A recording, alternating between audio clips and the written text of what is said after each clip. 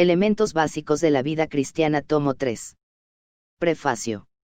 Este libro se compone de 3 capítulos, los cuales presentan algunos elementos básicos de la vida cristiana. Este material ha sido publicado anteriormente como 3 folletos separados, 2 principios relacionados con el modo de vivir, por Watchman Nee, y la manera en que se edifica la iglesia y orar, leer la palabra, por Witness Lee. Capítulo 1. 2 principios relacionados con el modo de vivir. Vivir según la vida o según el bien y el mal. Porque por fe andamos, no por vista, 2 de Corintios 5:7. Y he aquí se les aparecieron Moisés y Elías, hablando con él, Mateo 17:3. Y alzando ellos los ojos, a nadie vieron sino a Jesús solo, verso 8. A él oíd, verso 5. Yo en muy poco tengo el ser examinado por vosotros, o por tribunal humano, y ni aun yo me examino a mí mismo. Porque no estoy consciente de nada en contra mía, pero no por eso soy justificado, pero el que me examina es el Señor. 1 de Corintios 4:3 y 4. El árbol de vida en medio del huerto, y el árbol de la ciencia del bien y del mal, Génesis 2:9. Y mandó Jehová Dios al hombre, diciendo, de todo árbol del huerto podrás comer, mas del árbol de la ciencia del bien y del mal no comerás, porque el día que de él comieres, ciertamente morirás. Versos 16 al 17. La expresión del bien y del mal conlleva el significado de lo que es correcto o incorrecto, bueno o malo, con respecto a la conducta. Cuando Dios creó al hombre, tuvo en cuenta que éste necesitaría alimentarse. Darle vida fue solo el comienzo, ahora, debía sustentar esa vida a base de alimentos. Puesto que el hombre era un ser vivo, Dios tenía que proveerle algún medio para su subsistencia. El hombre no solo necesita vida, sino también un modo de sustentar esa vida. Dios deseaba que el hombre llegase a depender de él para su subsistencia, de la misma manera en que dependería de los alimentos. Porque en él vivimos, y nos movemos, y somos. Hechos 17:28. Por esta razón, Dios nos habla usando una parábola, la de los 2 árboles, el árbol de la vida y el árbol del conocimiento del bien y del mal.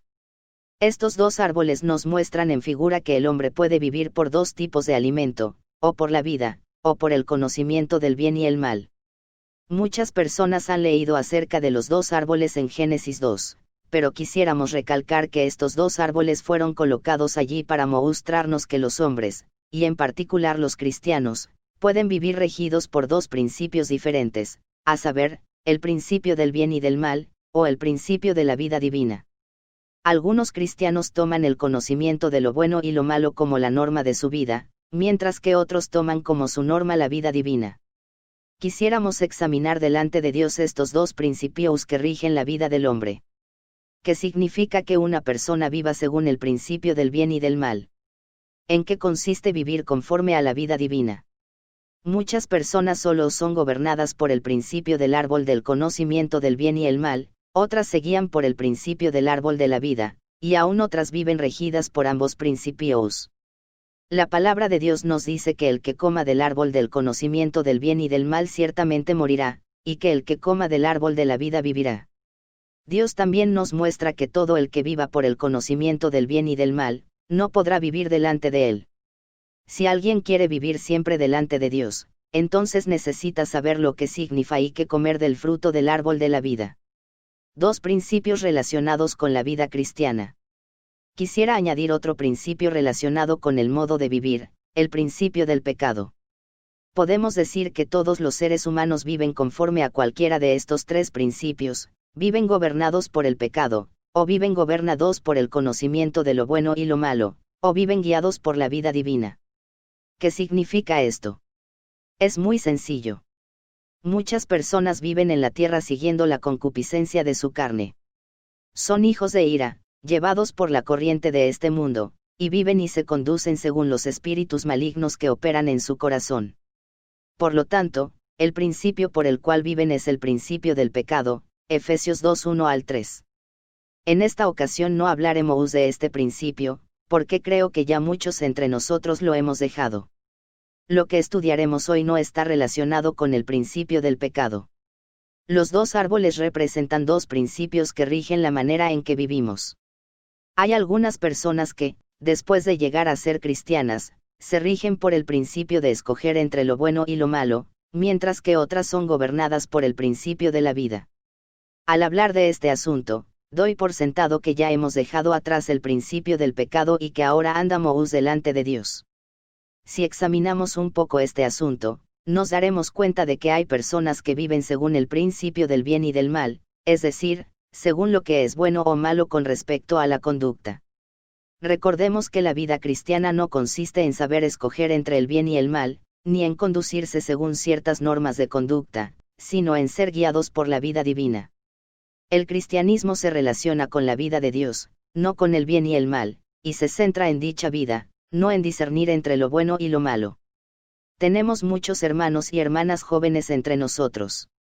Cuando ustedes aceptaron al Señor Jesús y recibieron una vida nueva, obtuvieron algo maravilloso en su interior. Recibieron otro principio que gobernaría el modo en que ustedes vivirían. Sin embargo, si ustedes ignoran este principio, en lugar de ser regidos por la vida divina vivirán según el principio del bien y del mal. Lo que significa seguir el principio del bien y del mal. ¿En qué consiste el principio del bien y del mal si nuestra conducta es gobernada por el principio del bien y del mal? Entonces, cada vez que vayamos a tomar una decisión, nos preguntaremos si lo que vamos a hacer es bueno o malo. Por ejemplo, podríamos preguntarnos, ¿está bien o mal que haga esto? Cuando nos hacemos esta pregunta, en efecto nos preguntamos si tenemos razón o no al hacerlo. Muchas personas entran en razonamientos tratando de determinar si algo es bueno o malo. Examinan meticulosamente lo que van a hacer para saber si les está permitido hacerlo. Se preguntan, ¿es correcto que haga esto? Como cristianos que son, ellos examinan cuidadosamente sus acciones tratando de determinar si lo que van a hacer es bueno y justo. Por conducirse de esta manera, se consideran a sí mismos como buenos cristianos. La palabra de Dios dice, «Mas del árbol de la ciencia del bien y del mal no comerás, porque el día que de él comieres, ciertamente morirás». Génesis 2:17.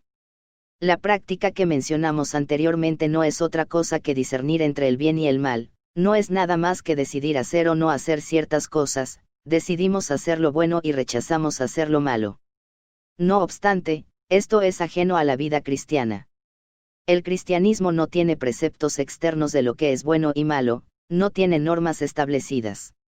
Aunque usted escoja lo bueno y rechace lo malo, esto no tiene nada que ver con el cristianismo. Este tipo de práctica pertenece al Antiguo Testamento, a la ley, a las religiones del mundo, a las normas morales y a la ética humana, pero no al cristianismo. El cristianismo se basa en la vida divina.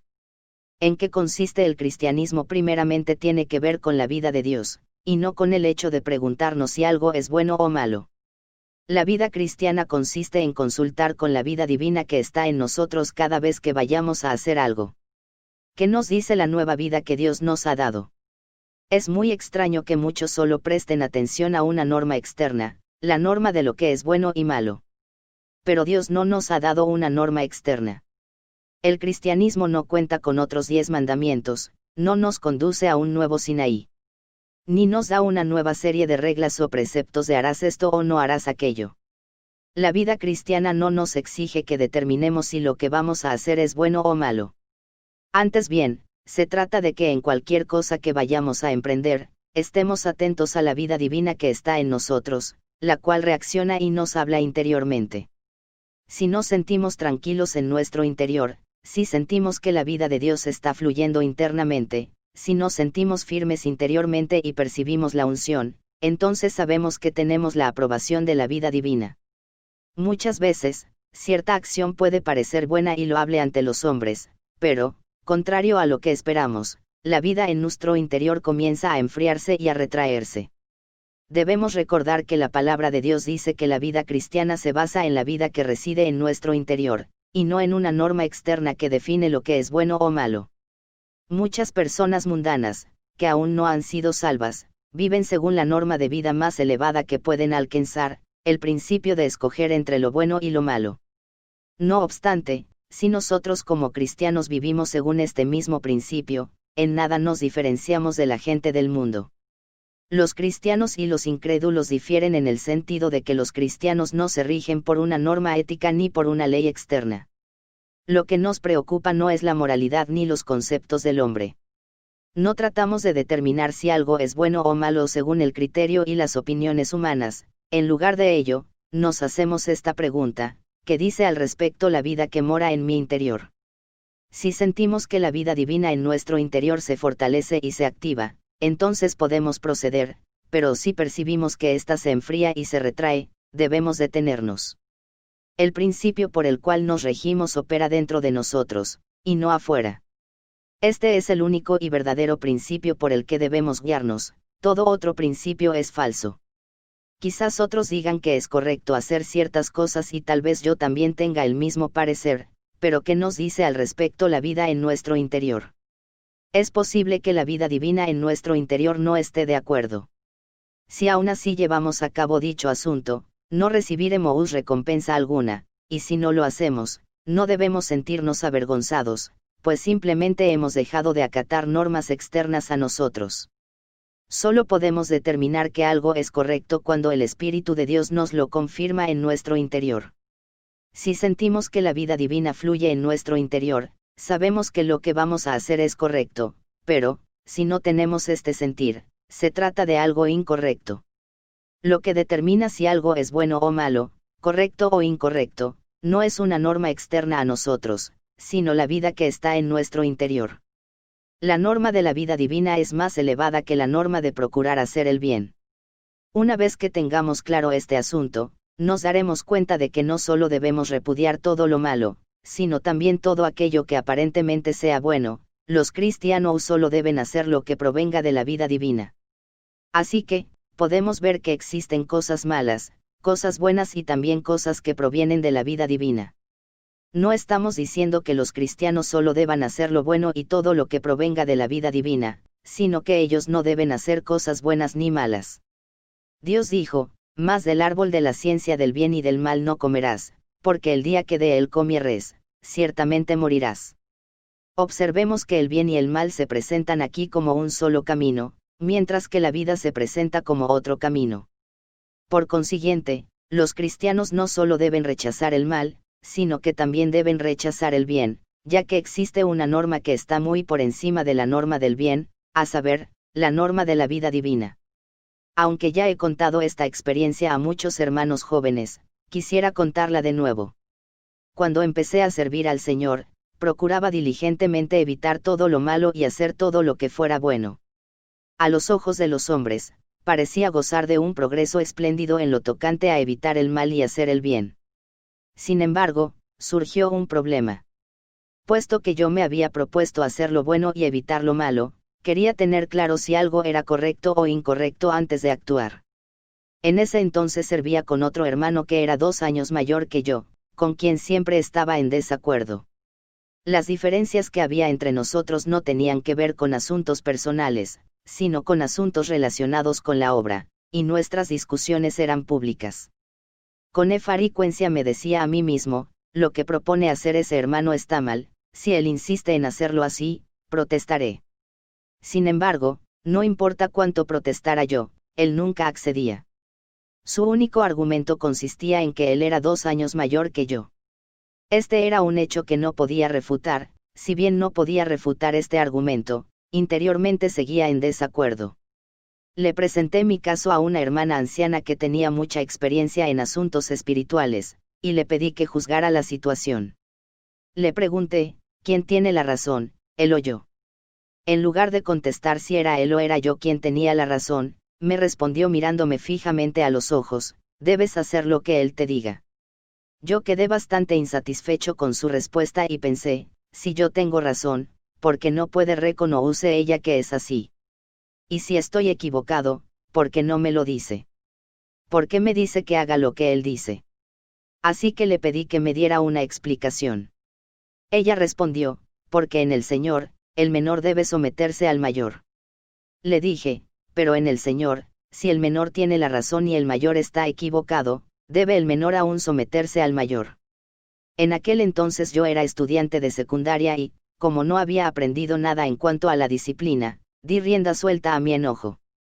Ella simplemente sonrió y me dijo nuevamente, es mejor que hagas lo que él dice. En otra ocasión, algunas personas querían ser bautizadas, y 3 hermanos estuvimos encargados de este servicio. Yo era el menor de los 3, luego seguía el hermano que era 2 años mayor que yo, y por último, el hermano Wu, que era 7 años mayor que el segundo. Entonces pensé, tú eres 2 años mayor que yo, y por eso siempre me ha tocado someterme a ti. Ahora quiero ver si te someterás al hermano Wu, quien es mayor que tú. Consideramos lo que íbamos a hacer, pero él rehusó aceptar cualquier sugerencia que hiciera el hermano Wu. En cada actividad que planeábamos, él insistía en que se hicieran las cosas como él quería. Finalmente, nos dijo, ustedes dos déjenme las cosas a mí, yo haré todo solo. Así que pensé, ¿qué clase de lógica es esta? Él insiste en que siempre le obedezca por ser mayor que yo, pero no está dispuesto a obedecer al que es mayor que él. Inmediatamente acudí a aquella hermana y le expliqué lo sucedido. Como no prestó atención a quién tenía razón y quién no, me molesté, y entonces ella, poniéndose en pie, me preguntó, ¿acaso no te has dado cuenta en qué consiste la vida de Cristo? Estos últimos meses me has dicho que tú tienes la razón y que tu hermano está equivocado. ¿Acaso no conoces el significado de la cruz? A ti solo te interesa saber quién está en lo correcto, pero yo debo insistir en la vida de la cruz. Yo había estado insistiendo solamente en lo que era correcto o errado, pero no había visto lo que era la vida divina ni la cruz. Así que ella me preguntó, ¿crees tú que estás obrando correctamente al hacer esto? ¿Piensas que has tenido la razón al hablar como lo has estado haciendo? ¿Te parece bien venir a contarme todo esto? Conforme a la razón, estás en lo correcto, pero quisiera saber cómo te sientes interiormente.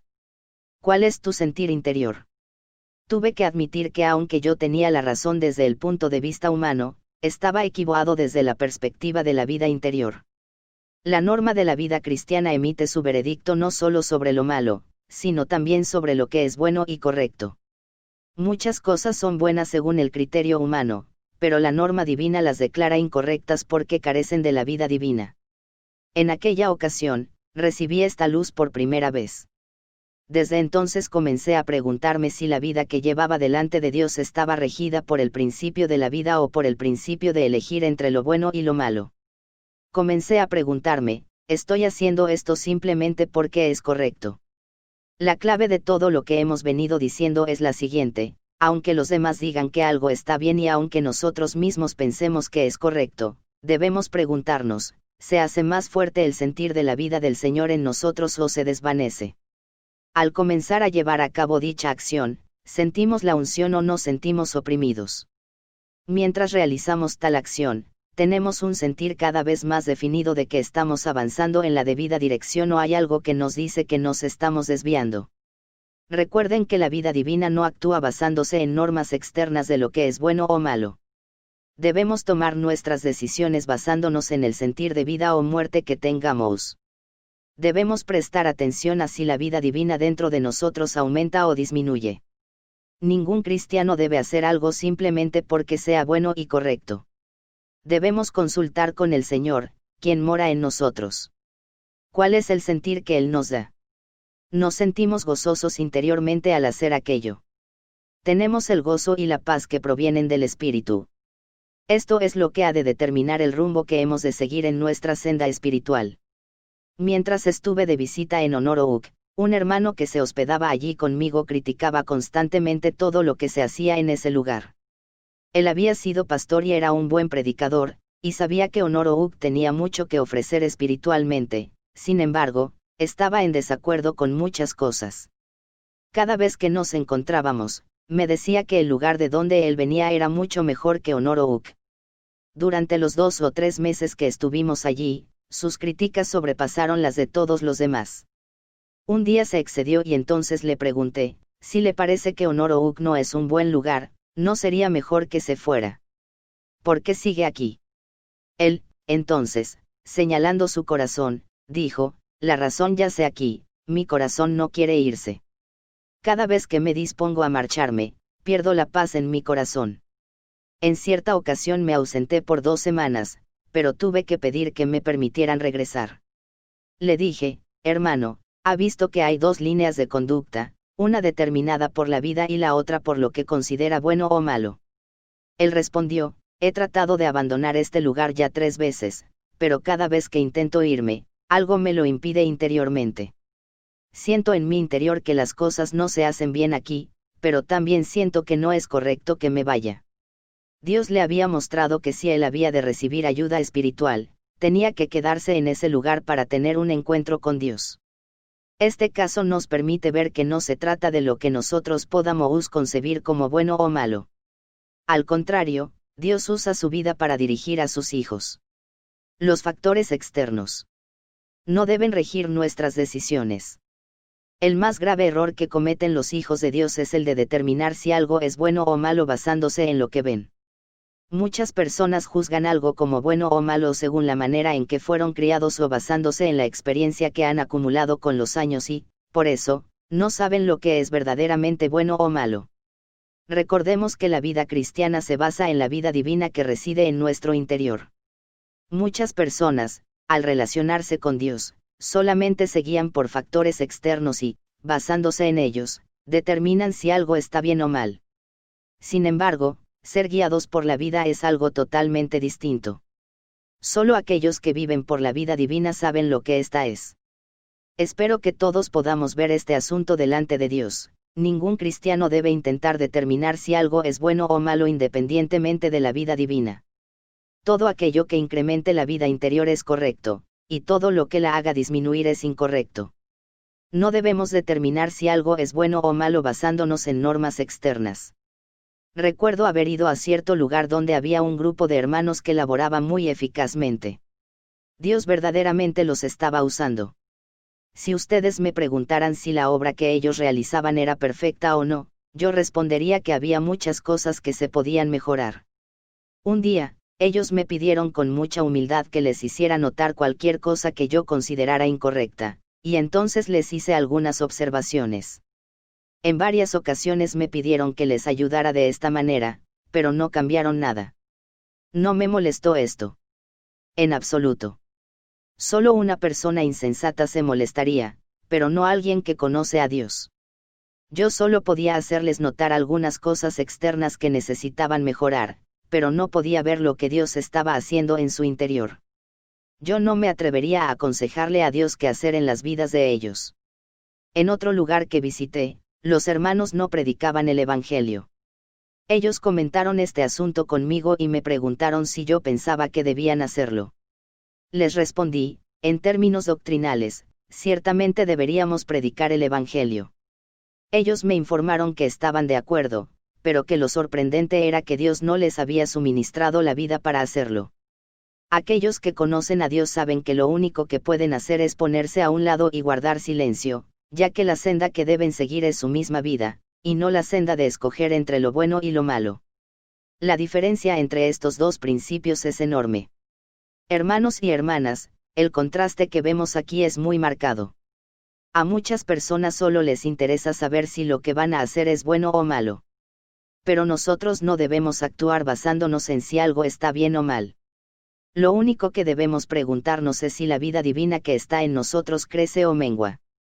Esto es lo que debe llevarnos a determinar el camino que debemos seguir. Todas nuestras decisiones debemos tomarlas según lo que nos muestre nuestro corazón. Eloyd.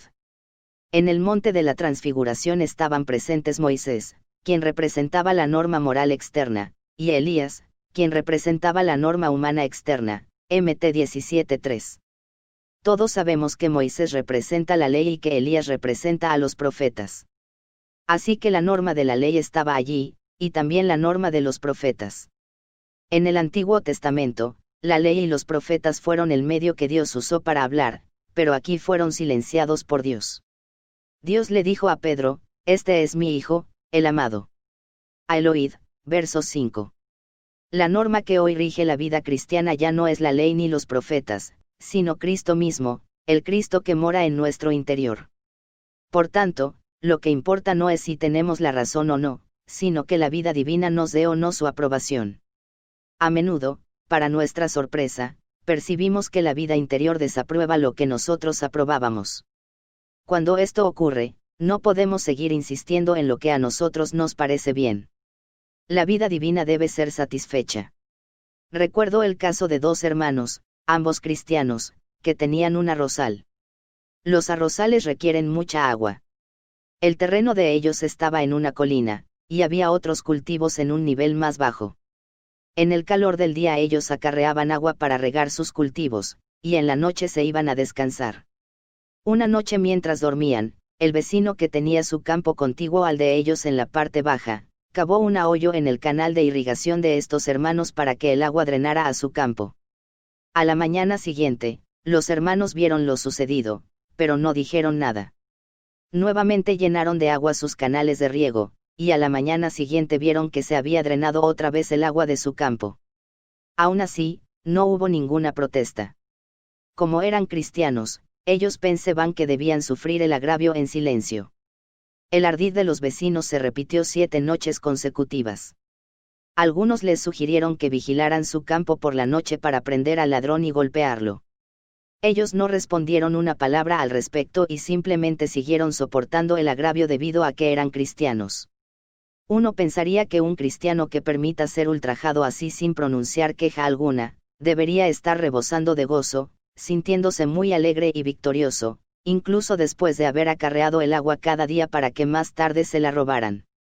Lo extraño es que a pesar de haber acarreado el agua durante el día y de haber guardado silencio mientras otros la robaban, estos dos hermanos no tenían paz en su corazón. Así que fueron a presentar el caso a un hermano que tenía experiencia en la obra del Señor, y le dijeron, no entendemos por qué no tenemos paz, aun después de haber estado sufriendo este agravio durante 7 u 8 días. Se supone que los cristianos deben soportar el maltrato y permitir que otros les roben. Sin embargo, aún no tenemos paz en nuestro corazón.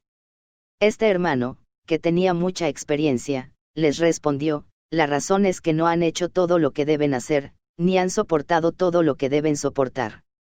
Deben regar primero los campos de la persona que les ha hurtado el agua y después regar el de ustedes. Vayan a casa y hagan esto, luego miren si su corazón haya reposo. Ellos estuvieron de acuerdo y se marcharon. Al día siguiente madrugaron más que de costumbre y, antes de regar sus propios cultivos, abastecieron de agua el campo del vecino que les quitaba el agua. Lo extraño fue que mientras acarreaban el agua para su vecino, comenzaron a experimentar cada vez más gozo. Cuando comenzaron a traer el agua para su propio campo, sus corazones estaban en perfecta paz. Ni siquiera la posibilidad de que sus vecinos les siguieran robando el agua les quitaba la paz. Después de ver esto por 2 o 3 días, el vecino que les había hurtado el agua vino a ofrecer disculpa, y después añadió, si en esto consiste el cristianismo, quiero saber más al respecto. Si solamente nos guiáramos por lo bueno y lo malo, lo correcto en este caso sería perseverar. ¿Qué más se le podía pedir a alguien en semejantes circunstancias?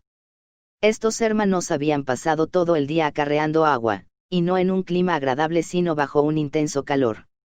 No eran personas educadas, sino simples campesinos. Habían hecho lo correcto al sufrir el agravio. ¿Qué más podía uno pedirles que hicieran? Sin embargo, no tenían paz en su interior. Este ejemplo nos muestra que es el camino de la vida. Este es el camino que debemos tomar. El camino de discernir entre lo bueno y lo malo es un camino diferente. El hombre considera que basta con hacer lo bueno, pero Dios nos dice que solamente la vida divina alcanza su norma. Por lo tanto, no debemos detenernos hasta que sintamos paz y gozo en nuestro interior. En esto radica la diferencia entre ser guiados por la vida y ser guiados por lo que nos parece bueno o malo. Pareciera que basta con hacer el bien y rechazar el mal, pero Dios no está satisfecho si simplemente hacemos el bien. Él exige que satisfagamos la norma de la vida divina. ¿Qué nos enseña el Sermón del Monte en Mateo 5 a 7? Nos enseña que no es suficiente hacer el bien. Debemos proceder de tal manera que satisfagamos las exigencias de la vida que Dios nos ha dado. Este es el contenido de Mateo 5 a 7, el Sermón del Monte. Este sermón no nos dice que todo estará bien siempre y cuando hagamos lo que es correcto. Las personas se preguntan por qué tienen que poner la otra mejilla cuando alguien los golpea. Se preguntan, ¿acaso no es suficiente quedarse callado cuando alguien lo golpea a uno? ¿No es maravilloso que no reprendamos a quien nos abofetea y que contengamos nuestro enojo? No obstante, Dios dice que no es suficiente agachar la cabeza y retirarnos cuando alguien nos golpea, pues esto no satisface los requisitos de la vida que mora en nuestro interior. Es preciso que también pongamos la otra mejilla al que nos abofetea. Al hacer esto, demostramos que no guardamos ningún resentimiento en nuestro corazón. Es debido a que no estamos enojados que podemos sufrir el mismo agravio por segunda vez. La vida divina es humilde y perfectamente capaz de poner la otra mejilla. Este es el camino que corresponde a la vida. Muchos dicen que lo que Mateo 5:7 presenta es muy difícil de practicar. Reconozco que es cierto. De hecho, es imposible cumplir lo que dice Mateo 5:7. Si tratamos de hacerlo, moriremos en el intento, pues somos absolutamente incapaces de cumplir esta palabra. Sin embargo, tenemos otra vida en nosotros que nos dice que no estaremos satisfechos hasta que hagamos todo lo que dice dicho pasaje. No importa cuánto nos haya ofendido cierto hermano o hermana, a menos que nos arrodillemos y oremos por dicha persona, no tendremos gozo interiormente. Es muy loable sufrir el agravio en silencio, pero si no practicamos lo que enseña el Sermón del Monte, no tendremos gozo en nuestro interior. El Sermón del Monte enseña que tenemos que satisfacer las exigencias de la vida de Dios que está en nuestro interior. Cuando cumplimos dichas exigencias, la vida divina queda satisfecha, liberada, en paz y llena de gozo. En esto se resume todo el asunto: andamos por el camino que corresponde a la vida o por el camino que corresponde a lo correcto y lo incorrecto. Si leemos la palabra de Dios, veremos claramente que es erróneo tomar decisiones según el principio del bien y del mal, o vivir y comportarnos según nuestra propia vida. Debe haber plenitud de vida en nuestro interior. A veces algún hermano actúa de manera insensata. Lo correcto, en dado caso, sería exhortarlo o reprenderle severamente. Tal vez nos digamos a nosotros mismos que él necesita una buena reprimenda, y luego nos preparemos para confrontarlo. Después vamos a su casa y llamamos a la puerta, pero justo en ese momento surge en nosotros la pregunta de si lo que vamos a hacer está bien o mal. Es obvio que él actuó neciamente. ¿Qué más podríamos hacer, sino exhortarlo? Sin embargo, mientras nos disponemos a tocar a la puerta, algo interiormente nos detiene. Aunque estamos seguros de tener la razón en lo que habíamos pensado hacer, nos damos cuenta de que no se trata de lo que es bueno o malo, sino de lo que la vida de Dios nos permite hacer. Es posible que al exhortar a un hermano, él reciba nuestra exhortación cortésmente y prometa hacer lo que Dios dice. Sin embargo, cuanto más hablamos con él y le predicamos, más secos nos sentimos interiormente. Finalmente, al volver a casa, tenemos que admitir que nos equivocamos al exhortar a ese hermano. Por consiguiente, no se trata del bien o del mal, sino de ser llenos interiormente de la vida divina. Quisiera darles otro ejemplo. Hace unos días, me encontré con un hermano que estaba pasando por dificultades económicas y necesitaba ayuda. Pensé que debía ayudarlo, ya que él no tenía posibilidad de recibir ayuda de ninguna parte. En ese momento el dinero no me sobraba, así que me era un gran sacrificio ayudarlo. De hecho, esto estaba muy por encima de mis limitaciones. Lo más apropiado en este caso era ayudarle, así que debería sentirme gozoso de poder darle algún dinero. Sin embargo, por alguna razón que no lograba explicar, me sentí seco interiormente cuando le di el dinero. Una voz interna me dijo: lo que acabas de hacer fue simplemente una obra de caridad. No has actuado conforme a la vida divina, sino según tu caballerosidad humana y bondad natural. No obraste basándote en la vida divina, sino en tu yo. Dios no me había dicho que hiciera aquello. Este asunto me turbó por 2 o 3 semanas. Así, pues, aunque le di el dinero al hermano, al regresar a casa tuve que humillarme delante del Señor, confesarle mi pecado y pedirle perdón. Nuestro vivir y nuestras acciones deben ser determinadas por la vida divina. Hermanos y hermanas, mientras vivimos delante de Dios, nuestras acciones no deben ser determinadas por el bien o el mal, sino por la vida que reside en nuestro interior. Vale la pena hacer todo lo que esta vida nos pide que hagamos. Cualquier acción que realicemos independientemente de la vida divina, por buena que sea, nos traerá condenación. El cristiano no solo debe arrepentirse delante de Dios por los pecados que ha cometido, en muchas ocasiones deberá también arrepentirse delante de Dios por sus buenas obras. El principio que debe regir nuestro vivir no es el de discernir entre el bien y el mal. Tenemos que acudir a Dios para poder discernir lo que proviene de la vida y lo que proviene de la muerte. Si sentimos que la vida divina se activa dentro de nosotros y fluye, entonces sabemos que estamos haciendo lo debido. Pero si ésta no se activa ni sentimos la unción en nuestro interior, no nos debe importar lo correcto ni lo incorrecto, más bien, debemos confesar nuestro pecado delante de Dios y pedirle que nos perdone. Pablo dijo que ni él mismo se examinaba a sí mismo, sino que Dios era su juez, 1 Cor 4, 3-4. Muchas personas no entienden este pasaje de 1 Corintios. En realidad, la idea presentada aquí es muy sencilla, pero si no conocemos la vida divina, es muy difícil entender estos versículos. Si nos regimos por la norma externa del bien y del mal, es muy fácil juzgar si lo que vamos a hacer está bien o mal. Puesto que Pablo no actuaba según dicha norma externa, lo único que podía decir era, ni aun yo me examino a mí mismo. Porque no estoy consciente de nada en contra mía, pero no por eso soy justificado, pero el que me examina es el Señor. El que nos examina ante el tribunal es el Señor, pero, además de esto, tenemos la vida divina que nos guía interiormente. Por esta razón, Pablo dijo en 2 Corintios 5:7, porque por fe andamos, no por vista. Nosotros no tomamos decisiones basándonos en una norma externa y visible, sino según la dirección que el Señor nos da en nuestro interior. Tenemos que aprender delante de Dios a no regirnos por la norma de lo bueno y lo malo. No se trata de que esta norma sea mala, de hecho es buena, pero no es lo suficientemente buena para un cristiano. La norma que rige a los cristianos está muy por encima de la norma del bien y el mal. Por supuesto, es incorrecto hacer lo malo, pero no siempre es correcto hacer lo bueno. Si actuamos según la vida de Dios, Él nos mostrará que sus exigencias sobrepasan las de las leyes humanas. Visto desde esta perspectiva, es más fácil vivir la vida cristiana. Cada vez que busquemos a Dios y le pidamos que nos hable, la luz espontáneamente resplandecerá en nuestro interior. Tengamos presente que nuestra regeneración es un hecho. También es un hecho que Dios vive en nosotros por medio de nuestro Señor Jesús. El Señor está expresándose continuamente desde nuestro interior. Por consiguiente, esperamos que cada uno de nosotros pueda decirle a Dios, concédeme tu gracia para vivir según el árbol de vida, y no según el árbol del conocimiento del bien y del mal. Quiero estar siempre atento a la vida divina. En cada situación deseo preguntarme, ¿cuál es el sentir que me comunica tu vida? Si este es el principio que rige nuestro vivir, notaremos un gran cambio en nuestra vida cristiana. Muchos problemas surgen debido a que solamente nos guiamos por la norma del bien y del mal. Muchos errores se cometen debido a que no somos gobernados por la vida. Si procedemos según la norma de la vida divina, se resolverán muchos problemas.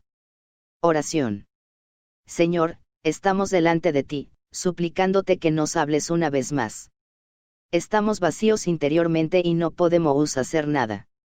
Solo podemos pedirte que tu gracia abra nuestros ojos. Señor, cada vez que vayamos a decir algo o estemos por tomar alguna decisión, haz que acudamos a ti y consultemos contigo si lo que vamos a hacer se basa en el bien y el mal o en el sentir que nos da tu vida. Señor, permítenos ver la diferencia entre lo espiritual y lo carnal. Muéstranos la diferencia entre la luz que brilla interiormente y los mandamientos externos. Señor, sálvanos de seguir el camino de la muerte. Reconocemos que no debemos vivir regidos por lo que consideramos bueno o malo. Haznos ver que discernir entre el bien y el mal no es otra cosa que pecado y muerte, pues solo los que viven en muerte actúan de esta manera. Los que vivimos según la vida divina debemos ser guiados por esta vida. Permite que sea la vida la que tome la iniciativa. Señor, te pedimos que nos muestres esto claramente. Una vez más te suplicamos que tu palabra no sea hablada en vano. Muéstranos la diferencia entre la vida y la ley. Bendice estas palabras. Ten misericordia de nosotros y concédenos tu gracia. Guíanos en este camino que nos has mostrado. En el nombre del Señor Jesús. Amén. Capítulo 2. La manera en que se edifica la iglesia. Lectura bíblica. Efesios 3, del verso 14 al verso 19. En el plan eterno de Dios con respecto a la Iglesia hay tres aspectos sobresalientes.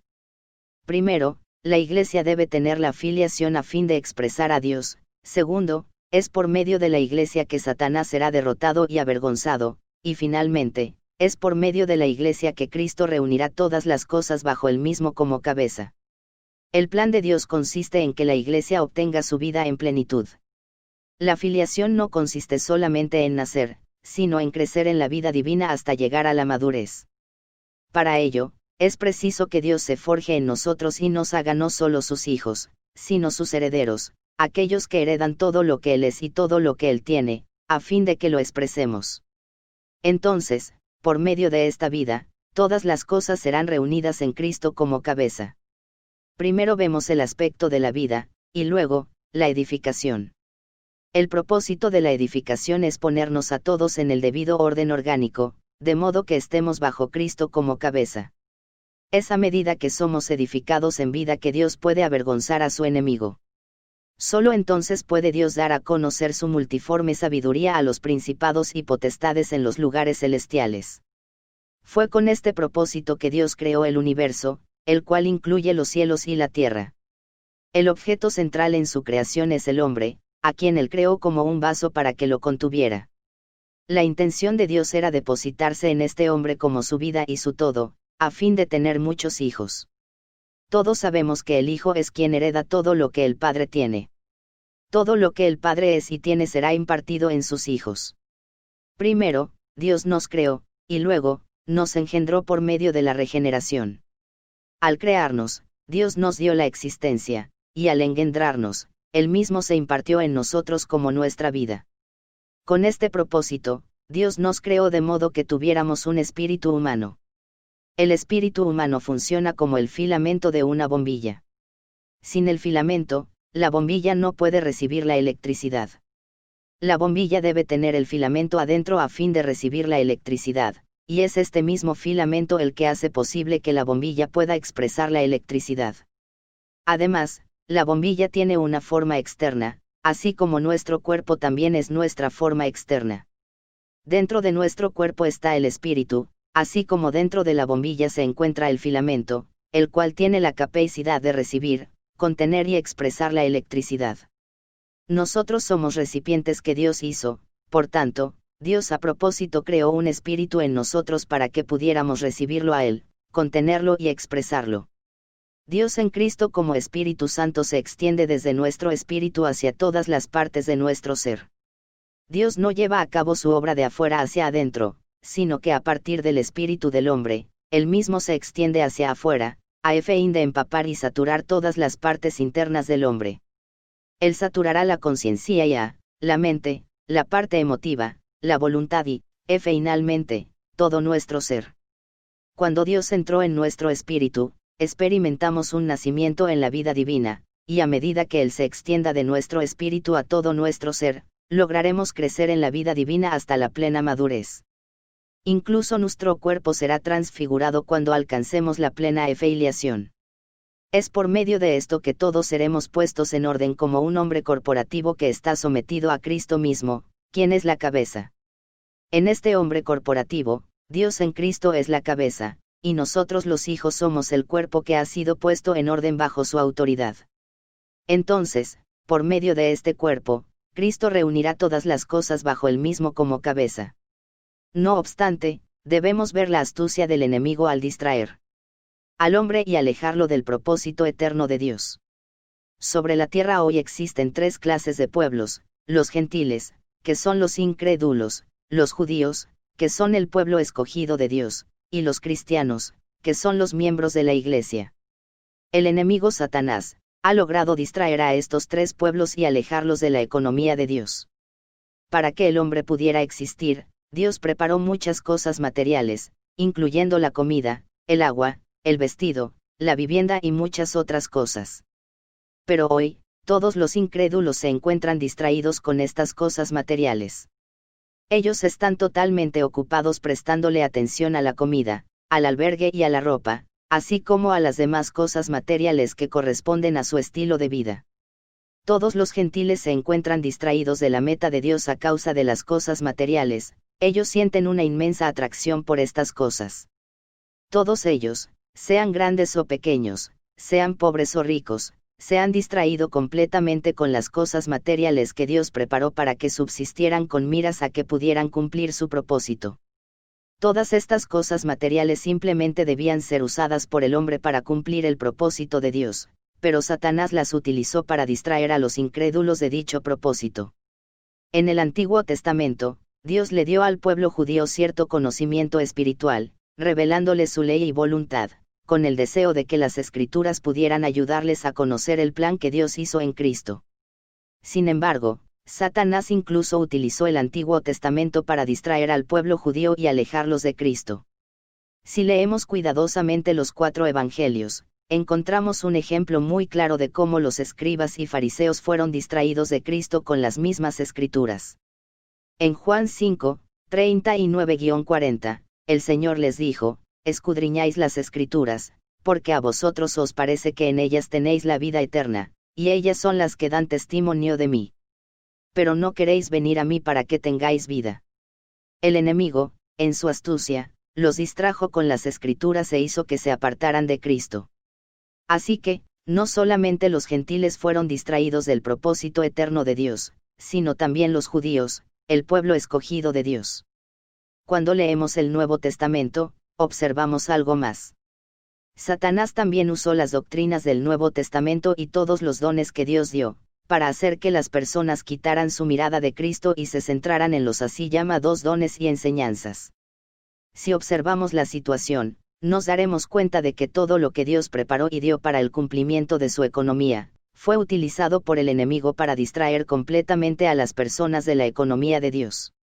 Las así llamadas iglesias cristianas de hoy tienen el Antiguo y Nuevo Testamentos, y dicen poseer muchos dones, pero si tuviéramos la visión celestial del propósito eterno de Dios con respecto a la iglesia, lloraríamos por la situación actual. No solo los gentiles y los judíos, sino también el pueblo cristiano, todos se han apartado de Cristo y de su cuerpo para ir en pos de algo diferente.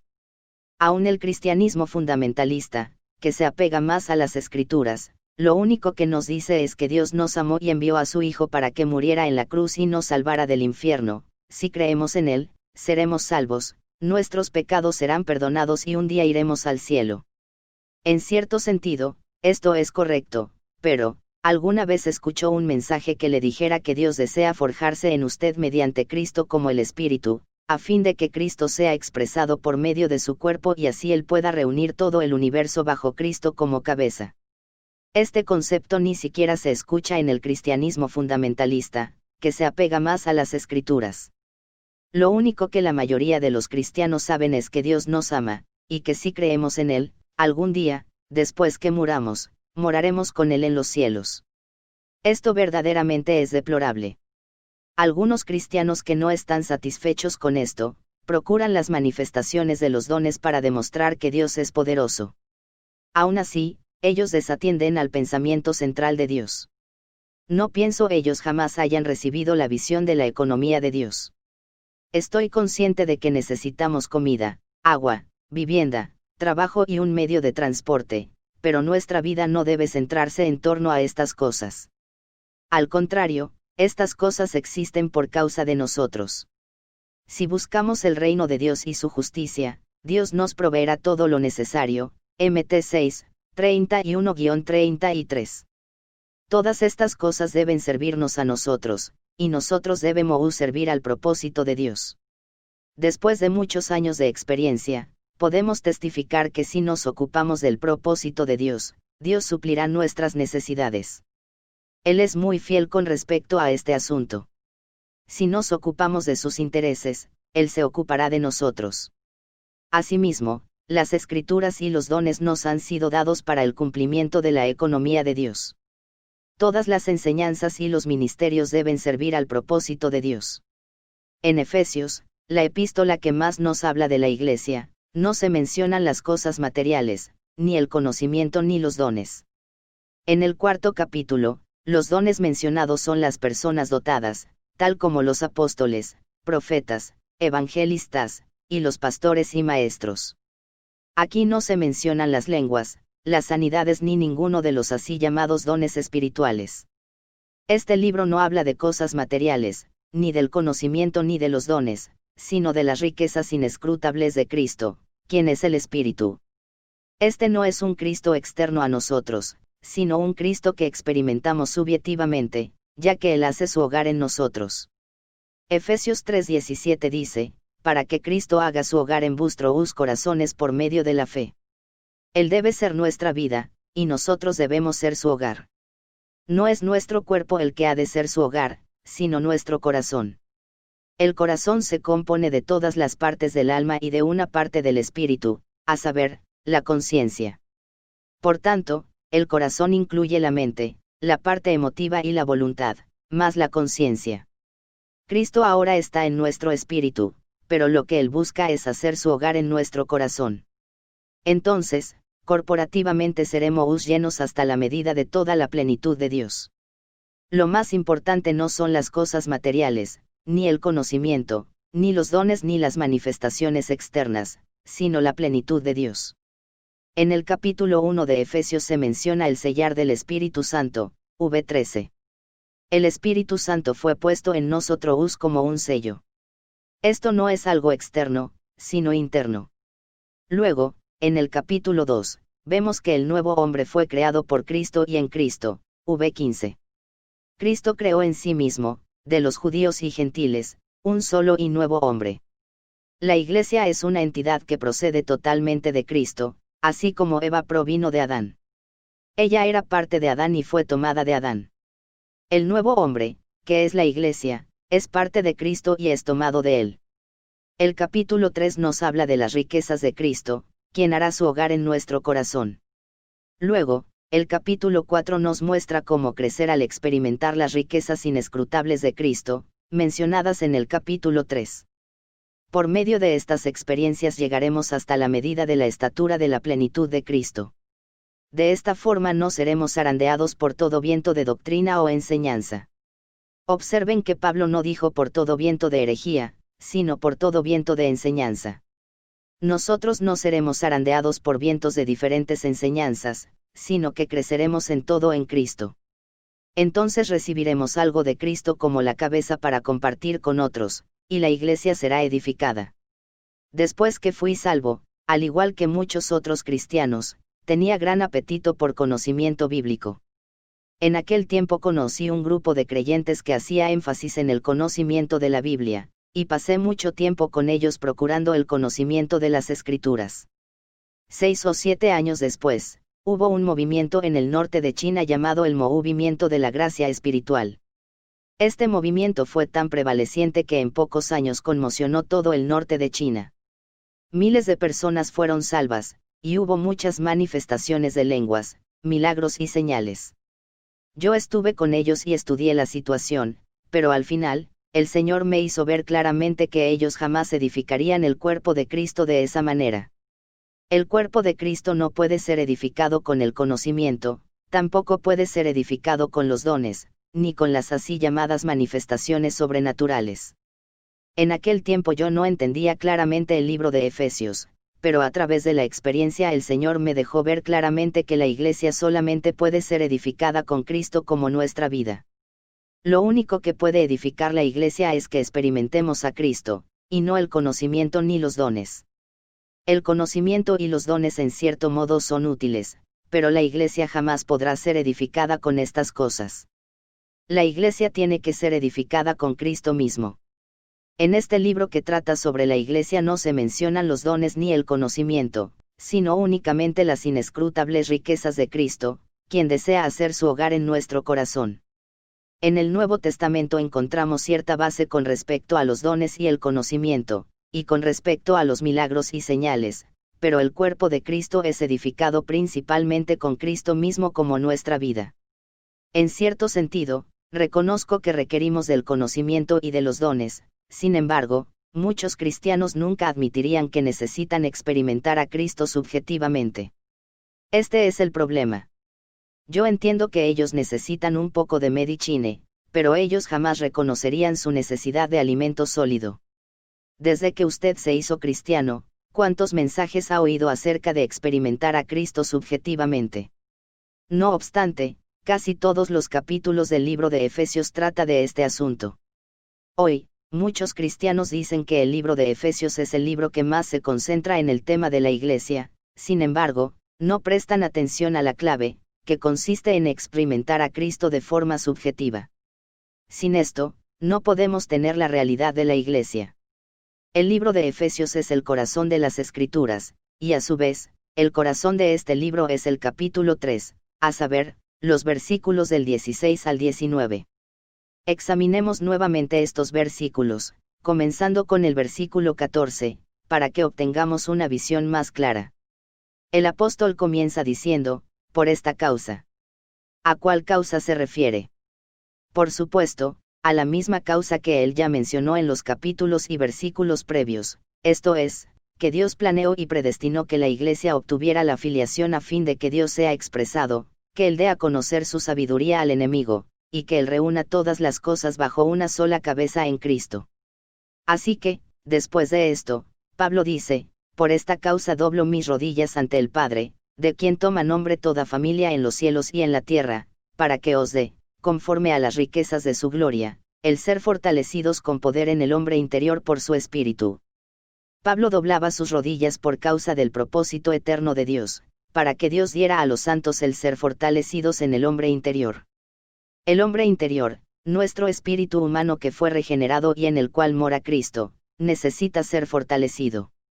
Sabemos que Dios creó al hombre de tres partes, espíritu, alma y cuerpo. Si les pregunto, según su entendimiento, ¿cuál parte es la más fuerte? Pienso que si son sinceros dirían que el alma es la parte más fuerte, ya que ella representa lo que somos, nuestro yo. El alma a su vez se compone de tres partes, mente, parte emotiva y voluntad. Ahora les pregunto, de las tres partes del alma, ¿cuál es la más fuerte? Pienso que todos estaríamos de acuerdo en que la mente es la parte más dominante. Nuestra mente es muy fuerte, y nuestro espíritu es extremadamente débil. Esto es fácil de demostrar. Si dedicáramos un tiempo para hablar sobre algún asunto, todo el mundo hablaría, debido a que nuestra mente es muy fuerte y activa. Pero si alguien dijera, oremos, todo el mundo quedaría callado. Inmediatamente el salón quedaría tan silencioso como un cementerio. La razón por la que callamos es que somos débiles en nuestro hombre interior, es decir, somos débiles en nuestro espíritu. Por esta razón, el apóstol Pablo no oró de forma superficial. Por causa del propósito eterno de Dios y por causa de la Iglesia, él dobló sus rodillas ante el Padre para que nos diera el ser fortalecidos en el hombre interior. Nuestro espíritu necesita ser fortalecido. No es necesario que discutamos. Cuanto más hablamos y arguimos, más ejercitamos nuestra mente. Nuestra mente se ha desarrollado demasiado, y nosotros seguimos cultivándola. Cuando las células de nuestro cuerpo se desarrollan más de lo normal, se convierten en un cáncer que nos lleva a la muerte. Sería de mucho provecho si cambiáramos nuestras conversaciones y discusiones en oraciones. Debemos desechar nuestros pensamientos, imaginaciones, juicios y conceptos, y doblar nuestras rodillas ante el Padre y ejercitar nuestro espíritu para orar. Y esto no solo una vez, sino constantemente. A fin de ejercitar nuestro espíritu para orar, debemos arrepentirnos. La palabra arrepentimiento, en griego, significa un cambio en la manera de pensar. Cuando nos arrepentimos volviendo nuestra mente al Señor de todo lo demás, nuestra conciencia será activada para dar testimonio sobre lo que hemos hecho mal, y nos dirá específicamente qué debemos confesar. Al arrepentirnos, nosotros tornamos nuestra mente al Señor y, al confesar nuestras faltas, ejercitamos nuestra conciencia. La mente y la conciencia son las dos partes principales del corazón. Ya que el corazón es lo que envuelve al principales del corazón, la mente y la conciencia, se abren. De este modo, la puerta que conduce al espíritu es abierta para que más del Señor pueda entrar en nosotros, a fin de llenar y fortalecer nuestro espíritu. Cuando nos arrepentimos y confesamos nuestras faltas de esta manera, nuestra parte emotiva sentirá más amor por el Señor y nuestra voluntad decidirá buscar más del Señor. Esto significa que todo el corazón está ejercitado y abierto al Señor, de tal manera, que el espíritu queda liberado para recibir más de Cristo. Entonces el Señor, quien es el espíritu viviente, llenará y fortalecerá nuestro espíritu y, espontáneamente, Cristo hará su hogar en nuestro corazón. Cuando nuestro espíritu sea fortalecido, Cristo podrá hacer su hogar cada vez más en todas las partes de nuestro corazón. Cristo está ahora en nuestro espíritu, pero Él se encuentra encarcelado allí debido a que ponemos nuestra mente en otras cosas y no ejercitamos nuestra conciencia. Debido a que Cristo está encarcelado en nuestro espíritu, debemos arrepentirnos volviendo nuestra mente a Él. Luego, debemos confesar nuestros pecados y decirle al Señor que le amamos y que hemos decidido buscarlo a Él. Cuando hacemos esto, todo nuestro corazón se abre para que Cristo llene y fortalezca nuestro espíritu.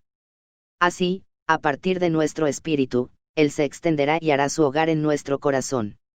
Esto significa que todo nuestro ser vendrá a ser su morada y su hogar.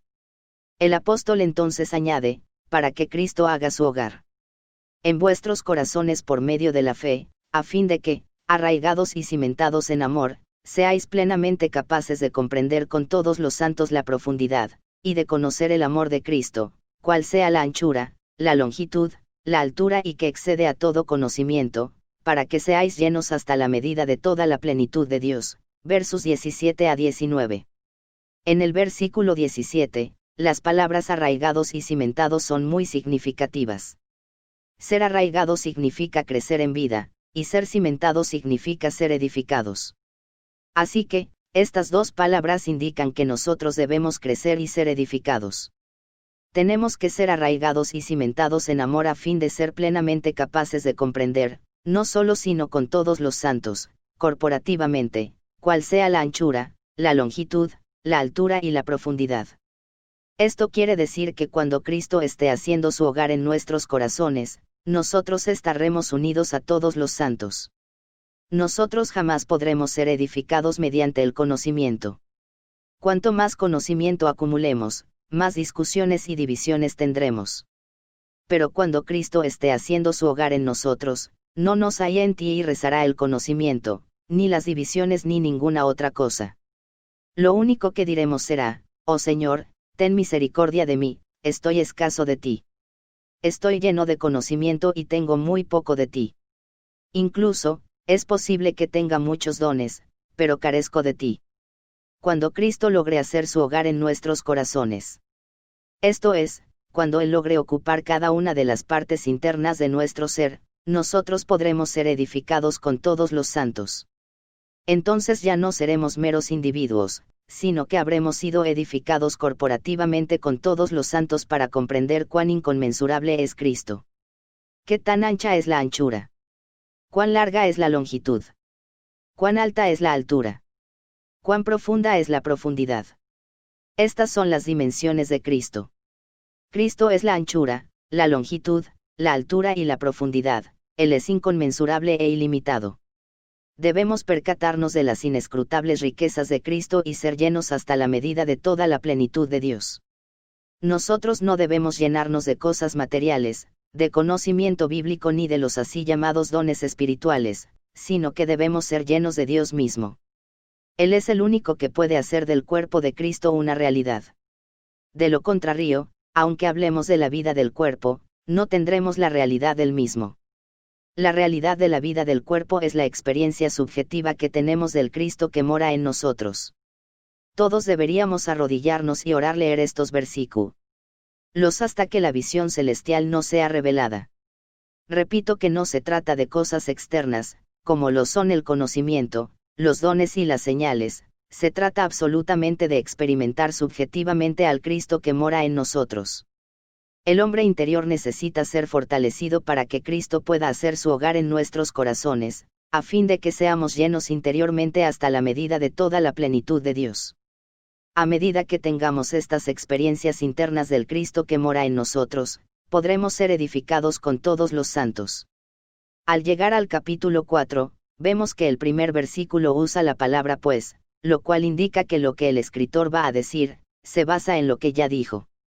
Todos sabemos que el capítulo 4 trata sobre la vida del cuerpo y la edificación del mismo. Allí se nos dice claramente que Cristo como cabeza no edifica su cuerpo directamente, sino por medio de personas dotadas, tales como los apóstoles, profetas, evangelistas, y pastores y maestros. Y ni siquiera ellos mismos edifican la iglesia directamente, sino que perfeccionan a todos los santos al ministrarles a Cristo, a fin de que éstos puedan crecer y experimentar subjetivamente al Cristo que mora en ellos, y así crecer en Él en todas las cosas. Por un lado, Cristo hará su hogar en los corazones de ellos al ocupar todo su ser, por otro, ellos crecerán en Cristo en todas las cosas. De este modo, ellos recibirán algo de Cristo y lo compartirán unos con otros, y así causarán el crecimiento del cuerpo para la edificación de sí mismo en amor. Es al experimentar a Cristo de esta forma que ellos serán edificados hasta formar el cuerpo. Por consiguiente, el factor crucial que determina cómo la iglesia será edificada es la experiencia subjetiva que tengamos del Cristo que mora en nosotros. Las personas dotadas no ministran dones a los santos, más bien, ministran las inescrutables riquezas de Cristo que ellos mismos han experimentado, a fin de que los santos puedan ser perfeccionados en Cristo y crecer en Él. Si leemos estos 2 capítulos cuidadosamente y los oramos leemos delante del Señor, tengo la certeza de que Él nos dará la visión de que esta es la única manera en que se edifica la iglesia. Repito una vez más que la iglesia no se edifica con conocimiento ni con dones. Cuanto más conocimiento acumulemos, más divisiones habrá, y cuanto más dones tengamos, más problemas tendremos. Es solamente al experimentar subjetivamente a Cristo como vida, que podremos tener la vida de iglesia en realidad. Es imprescindible que el hombre interior sea fortalecido a fin de que Cristo haga su hogar en nuestros corazones y nosotros crezcamos en Él en todas las cosas. Entonces seremos llenos hasta la medida de toda la plenitud de Dios, y por medio de Él seremos edificados hasta convertirnos en la morada de Dios en el Espíritu. Capítulo 3. Orar. Leer la palabra. Al nacer un bebé, su necesidad urgente es ingerir algo de leche para ser nutrido. Si carece de nutrimento, el bebé recién nacido no solo crecerá inadecuadamente, sino que pronto se debilitará y, finalmente, morirá. Asimismo nosotros, después de ser salvos y nacer de nuevo, inmediatamente necesitamos aprender a ingerir al Señor como nuestra leche y nutrimento espiritual. Si no somos nutridos espiritualmente, no podremos crecer adecuadamente y en poco tiempo estaremos espiritualmente muertos. En los Evangelios, el Señor Jesús se presenta a nosotros como un banquete que podemos beber y comer. En Juan 4, el Señor dice que Él es el agua viva que nosotros hemos de beber. En el 6º capítulo del mismo libro, Él dice que es el pan de vida que hemos de comer. Luego la Biblia dice en 1 Corintios 12 que a todos se nos dio a beber de un mismo espíritu. Nosotros bebemos al Señor, le comemos y así le disfrutamos y le recibimos como nuestro nutrimento espiritual. Tenemos que alabar al Señor porque Jesucristo vino a nosotros como un banquete y, como tal, Él satisface todas nuestras necesidades y nos provee todo lo que necesitamos. Sabemos que su nombre es el gran Yo Soy, lo cual significa, yo soy todo lo que mi pueblo necesita. La palabra de Dios es nuestro alimento. En primera carta de Pedro capítulo 2, versos 2 y 3 se halla un pasaje muy importante: desead, como niños recién nacidos, la leche de la palabra dada sin engaño, para que por ella crezcáis para salvación, si es que habéis gustado lo bueno que es el Señor. Estos versículos son importantes para nosotros porque nos dicen claramente cómo saborear al Señor, a saber, al beber la leche de la palabra dada sin engaño. Si queremos saborear a Cristo, debemos ingerir la leche de la palabra. Entonces seremos nutridos para crecer espiritualmente. Alabado sea el Señor. La Biblia dice que hemos gustado. No dice que conocemos este aspecto o aquel aspecto acerca del Señor, sino que hemos gustado al Señor. Cuando bebemos la leche de la palabra, en realidad saboreamos al Señor. Así que, la manera de saborear al Señor es simplemente beber la leche de la palabra. La palabra se nos ha dado no solamente para que la estudiemos o la aprendamos, sino para que la saboreemos. El Señor nutre a su cuerpo por medio de su palabra. Si deseamos disfrutar al Señor y ser nutridos por Él, tenemos que acudir a la palabra para saborear al Señor.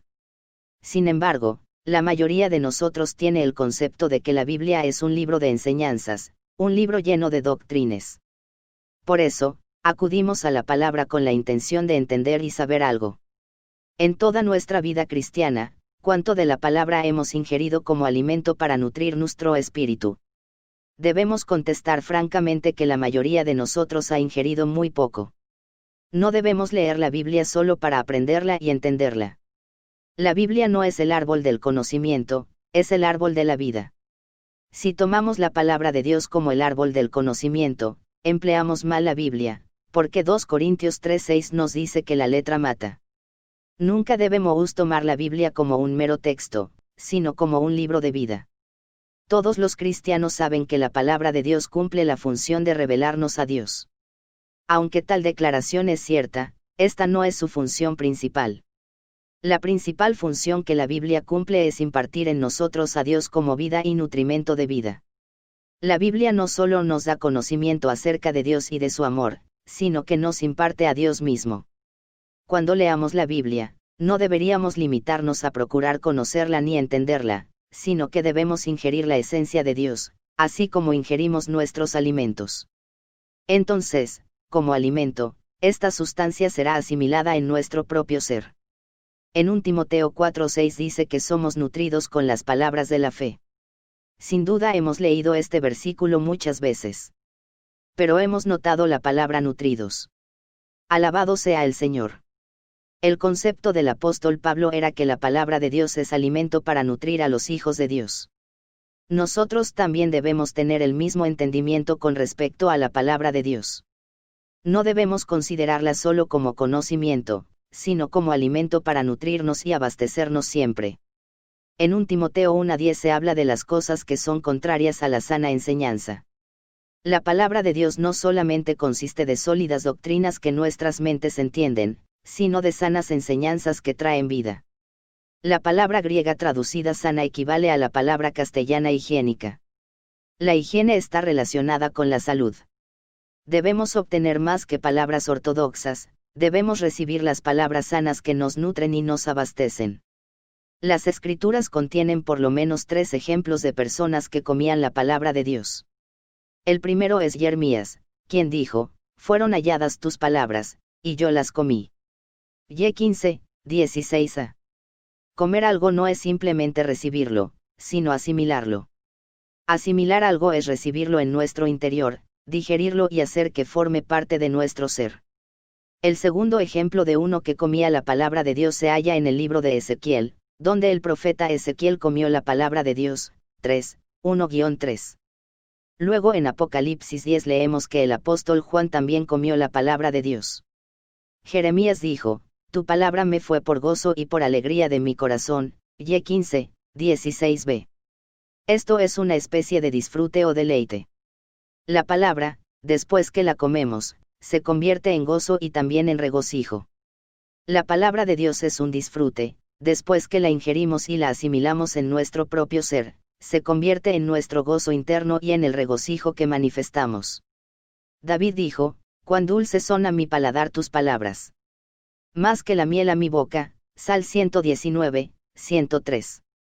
Verdaderamente la palabra es un disfrute, es aún más dulce y más agradable que la miel a nuestro paladar. Por estos versículos nos damos cuenta de que la palabra de Dios no es algo que nosotros debemos solamente aprender, sino aún más, algo que debemos saborear, comer, disfrutar y digerir. Aún el Señor Jesús indica que la palabra de Dios es alimento espiritual, escrito está, no solo de pan vivirá el hombre, sino de toda palabra que sale de la boca de Dios, Mt 4:4. Toda palabra que procede de la boca de Dios es alimento espiritual cuyo fin es nutrirnos. Este es el alimento por el cual debemos vivir. La esencia de la palabra de Dios. ¿Cuál es la sustancia, la esencia, de la palabra de Dios? La respuesta se encuentra en 2 Timoteo 3:16, toda la escritura es dada por el aliento de Dios. Algunas versiones dicen que es inspirada por Dios, pero el significado del idioma original es que la escritura es exhalada por Dios. Toda la escritura es el aliento de Dios. Sabemos que Dios es espíritu, JN 4:24, el espíritu es la esencia y la naturaleza de Dios. Dios es espíritu, así como una mesa es madera. Puesto que la palabra es el aliento de Dios, y Dios es espíritu, todo lo que es exhalado por Dios debe de ser espíritu. Por ende, la esencia o naturaleza de la palabra de Dios es espíritu, no es solamente un pensamiento, una revelación, una enseñanza o una doctrina, sino espíritu. El espíritu es la sustancia misma de la palabra de Dios. Ahora vemos por qué el Señor Jesús nos dijo que sus palabras son espíritu y vida. JN 6, 63. Ninguna revelación, idea o enseñanza podría ser vida, pero debido a que la palabra es espíritu, ella es vida. La naturaleza de este libro es la esencia misma de Dios. Cada vez que leamos este libro, debemos darnos cuenta de que estamos tocando a Dios y relacionándonos con Él. Ingerir la palabra por medio de la oración. Habiendo visto que la palabra de Dios es la esencia misma de Dios y que fue dada para ser nuestro disfrute y nutrimento espiritual, ahora debemos ver la forma apropiada de venir a la palabra. ¿Cuál es? Debemos considerar la palabra de Dios presentada en Efesios 6, 17-18, recibid la espada del Espíritu, el cual es la palabra de Dios. El Espíritu es la palabra de Dios. Enseguida el versículo 18 dice, con toda oración y petición.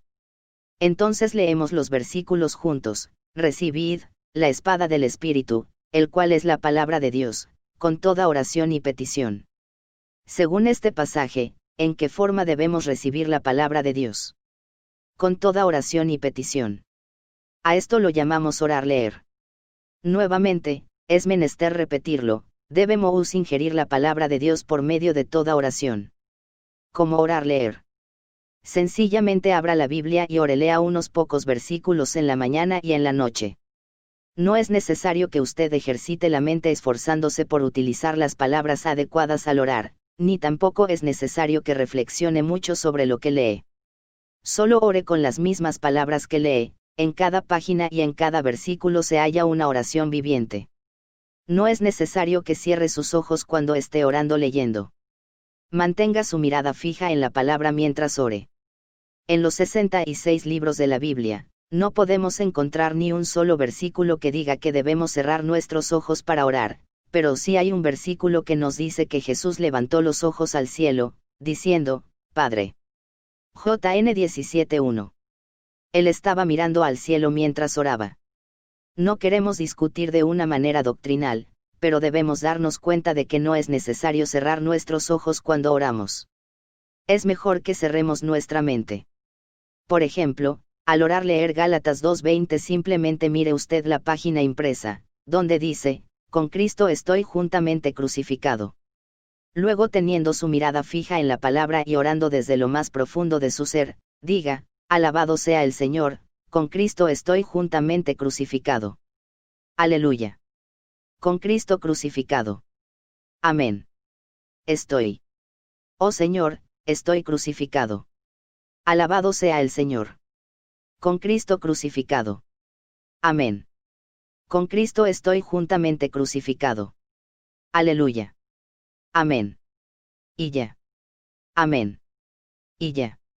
Amén. No vivo yo. Oh, Señor, no vivo yo, aleluya. Amén. Mas vive Cristo en mí, etc.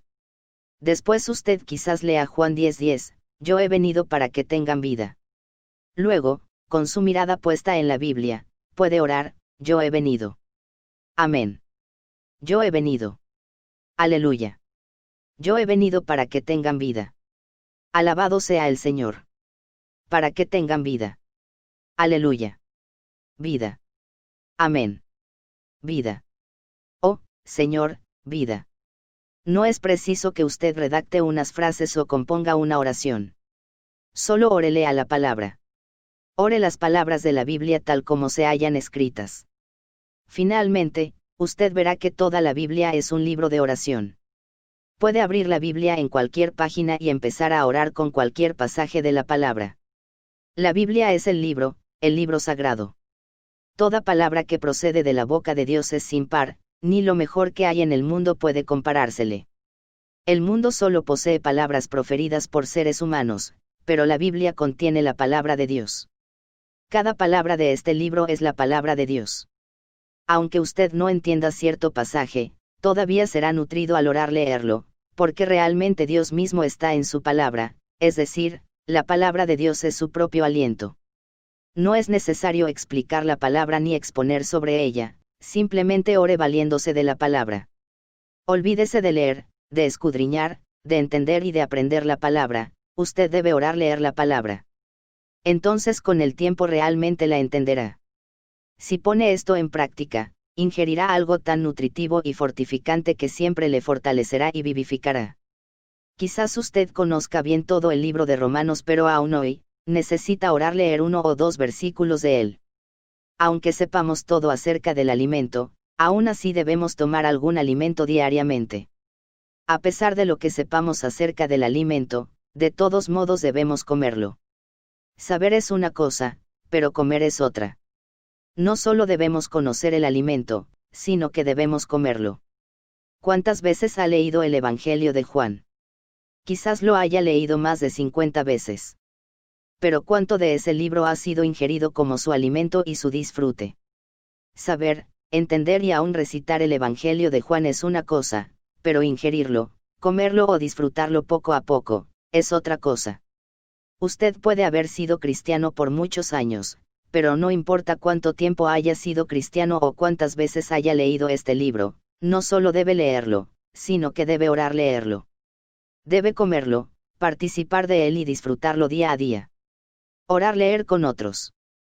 Para experimentar más disfrute y alimentación, y para orar leer la palabra apropiada y adecuadamente, necesitamos al cuerpo, la iglesia. Podemos disfrutar la palabra al orar leerla en privado, pero si lo hacemos con un grupo de cristianos, estaremos en el tercer cielo. Esto se debe a que los alimentos son dados para todo el cuerpo, y no solo para uno de los miembros. No ingerimos alimentos solamente por el bien de nuestro brazo, ni debemos pensar que la mano puede comer por sí misma. No, el alimento debe ser comido por el cuerpo, y el alimento es dado para el cuerpo. El principio gobernante es que comemos para todo el cuerpo, y no solo para los miembros.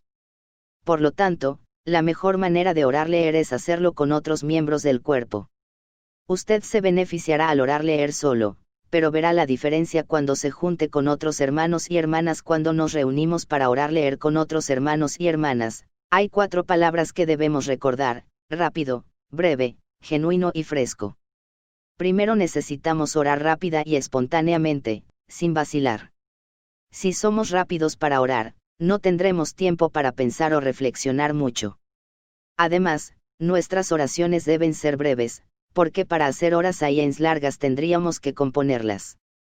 Desechemos toda intención de componer oraciones largas, y simplemente expresemos una frase u oración cada vez.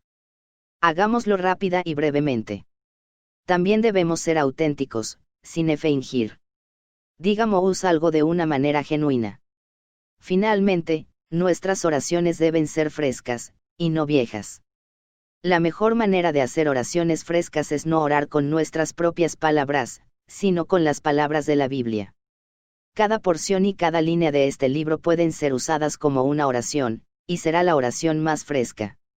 Miles de personas han comprobado que esta es la manera correcta de venir a la palabra de Dios. Esto ha cambiado por completo las vidas de muchos. Al principio probablemente se sentirán incómodos, pero al practicar con un corazón sincero, tocarán al Espíritu viviente. Si ponen esto en práctica tanto en privado como corporativamente, podrán testificar de las riquezas de Cristo que les hayan sido impartidas al orar leer la palabra de Dios, verán bendición y crecimiento en sus vidas espirituales, y habrá un gran cambio. Al tener contacto con la palabra de esta manera para disfrutar a Cristo y ser nutridos por Él, ustedes serán personas que crecen hacia la madurez, personas llenas de vida y saturadas de aquel que es viviente. 2 siervos del Señor. Agradecemos al Señor que el ministerio que Watchman Nee y su colaborador Witness le rindieron al cuerpo de Cristo ha sido de bendición por más de 80 años para los hijos del Señor en todos los continentes de la tierra. Sus escritos han sido traducidos a muchos idiomas. Y, puesto que nuestros lectores nos han hecho muchas preguntas con respecto a Watchman Nee y Witness Lee, a manera de respuesta hemos querido presentarles esta breve reseña biográfica sobre la vida y la obra de estos 2 hermanos.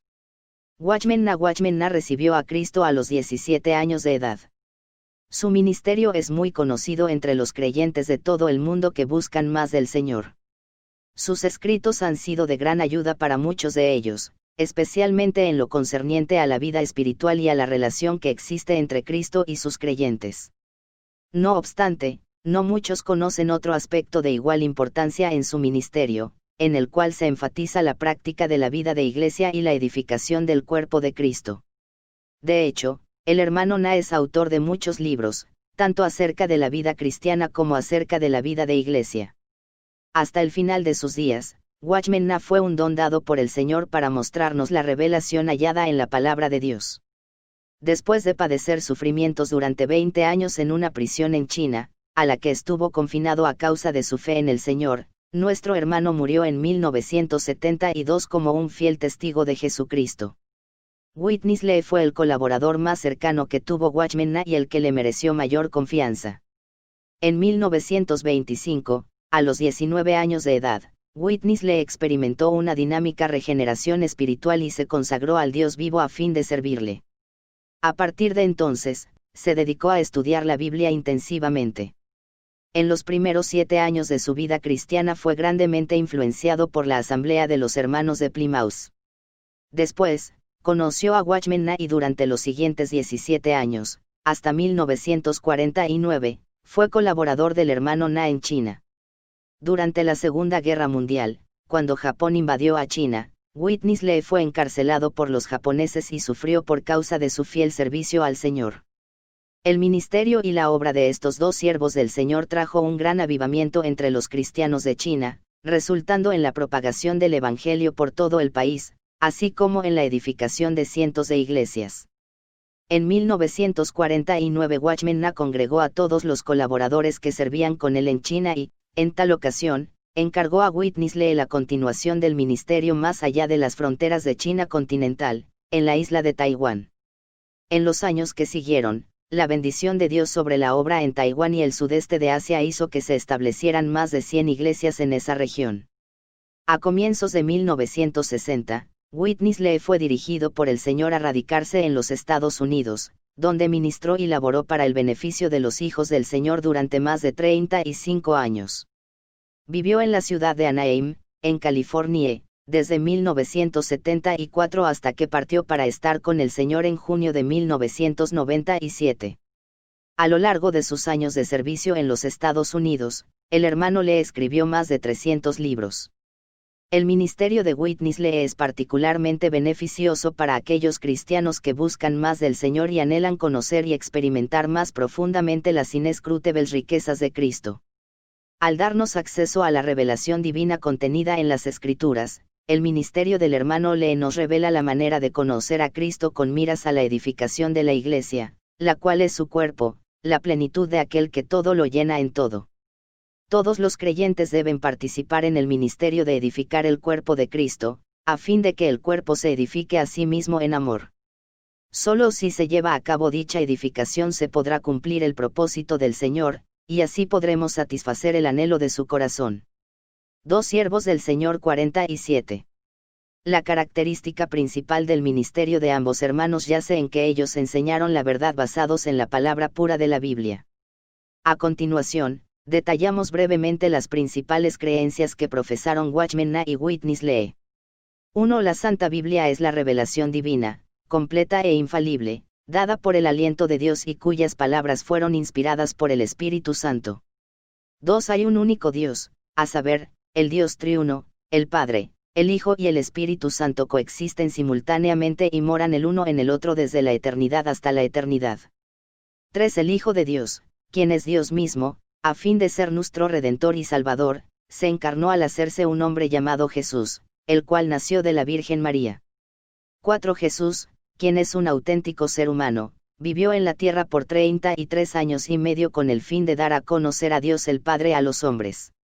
5. Jesús, el Cristo ungido por Dios con su Espíritu Santo, murió en la cruz por nuestros pecados y derramó su sangre para efectuar nuestra redención. 6. Jesucristo, después de permanecer 3 días en el sepulcro, fue levantado de entre los muertos y 40 días después él ascendió al cielo, donde Dios le hizo Señor de todos. 7. Cristo, después de su ascensión, derramó el Espíritu de Dios sobre sus escogidos, sus miembros, bautizándolos en un solo cuerpo. Dicho Espíritu se mueve en la tierra hoy con el propósito de convencer a los pecadores de sus pecados, regenerar al pueblo escogido de Dios impartiéndoles la vida divina, morar en los que creen en Cristo para que ellos crezcan en la vida divina y edificar el cuerpo de Cristo, con miras a que Cristo obtenga su plena expresión. 8. Cristo, al final de la era presente, regresará para arrebatar a sus creyentes, juzgar al mundo, tomar posesión de la tierra y establecer su reino eterno. 9. Los santos vencedores reinarán con Cristo durante el reino milenario, y todos los que creen en Cristo participarán de las bendiciones divinas en la Nueva Jerusalén, en el cielo nuevo y la tierra nueva por toda la eternidad. Política de distribución. Living Stream Ministry se complace en hacer disponibles gratuitamente las versiones electrónicas de estos 7 libros. Esperamos que muchos lean estos libros en su totalidad y se sientan en libertad de referírselos a otros. Les rogamos que a fin de conservar el orden limite a su uso personal la impresión de estos archivos. Por favor, no traslade estos archivos en manera alguna a otro lugar. Si desea hacer copias adicionales de estos archivos, por favor, háganos llegar una solicitud escrita a copyrights@lsm.org. También solicitamos que se respeten todos los avisos de derechos de autor conforme a las leyes que aplican. Estos archivos no pueden ser modificados ni desarticulados en manera alguna para ningún otro uso.